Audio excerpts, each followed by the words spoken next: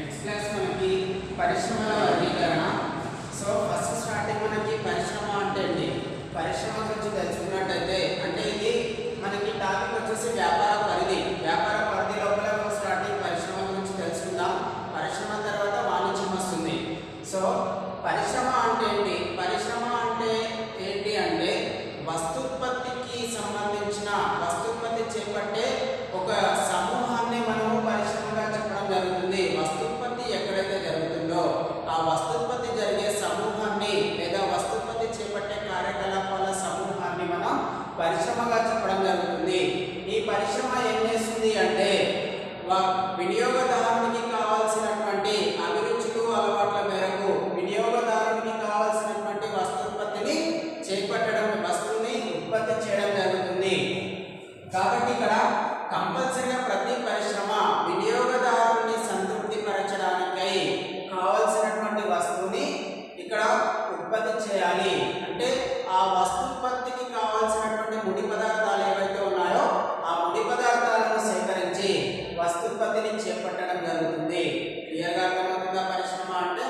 పరిశ్రమ అంటే మనకి ఇక్కడ సో వస్తుత్పత్తి జరిగే కార్యకలాపాల సమూహాన్ని మనం పరిశ్రమగా చెప్పడం జరుగుతుంది. ఈ పరిశ్రమ అనేది ఆకార ప్రయోజనాన్ని కలిగి ఉంటుంది. ఆకారం ఉంటుంది కదా ఒక పరిశ్రమకి. సో ఆకార ప్రయోజనాన్ని కలిగి ఉంటుంది. అదేవిధంగా పరిశ్రమ అనేది వస్తు సేవలు ఏవైతే ఉన్నాయో ఆ వస్తు సేవలన్నింటినీ ఉత్పత్తి చేయడానికి కావాల్సిన అన్ని కార్యకలాపాలను ఇందులో పొందుపరచడం జరుగుతుంది.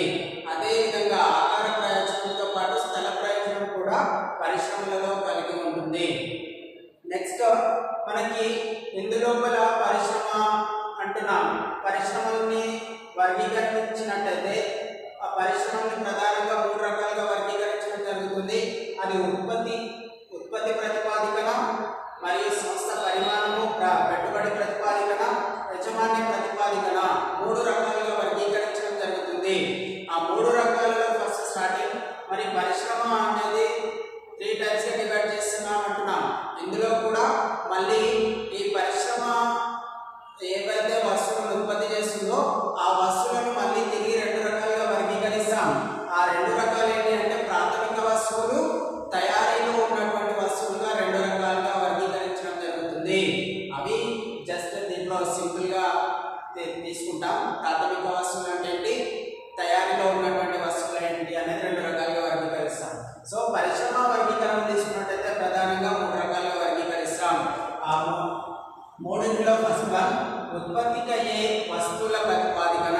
అందులో ఫస్ట్ స్టార్టింగ్ వన్ తీసుకున్నట్టయితే ప్రజానన పరిశ్రమలు అంటున్నాం.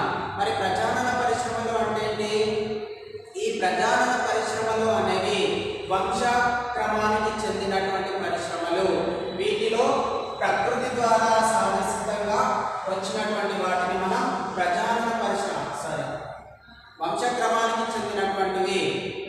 అంటే ఫర్ ఎగ్జాంపుల్ ఏంటి అంటే ఇక్కడ చేపల పెంపకం, కోళ్ళ పెంపకం, నర్సరీలు ఏవైతే ఉన్నాయో ఇవన్నీ కూడా ప్రజానన పరిశ్రమలుగా చెప్పడం జరుగుతుంది. అంటే వంశక్రమానికి చెందినటువంటి పరిశ్రమల్ని మనం ప్రజానన పరిశ్రమలుగా చెప్పడం జరుగుతుంది. నెక్స్ట్ పాయింట్ ఉద్గ్రహణ పరిశ్రమలు. ఉద్గ్రహణ పరిశ్రమలు అంటే ఏంటి? ఇవేమో సహజ ప్రకృతి సిద్ధంగా అంటున్నాం. ఉద్గ్రహణ పరిశ్రమలు అంటే ఇవి సహజ సిద్ధంగా ఏర్పడే గాలి లేదా సముద్రం ద్వారా ఏవైతే ఉన్నాయో వాటి ద్వారా ఏర్పడేటువంటి ప్రకృతి సిద్ధంగా ఏర్పడే